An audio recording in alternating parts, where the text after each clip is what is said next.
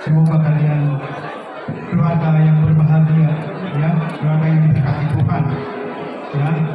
Jadi ada kata perkawinan adalah ikatan lahir batin, ya, ikatan lahir batin untuk membentuk keluarga, ya, yang diberkati Tuhan, ya, menjadi suami istri untuk rumah tangga yang berbahagia, ya, yang diberkati Tuhan.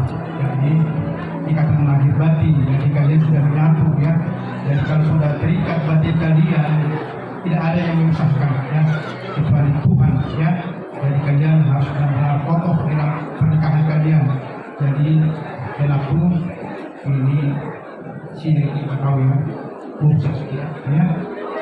Ini tambahan ilmunya. Kemarin itu kalian menangkap satu hati, ya.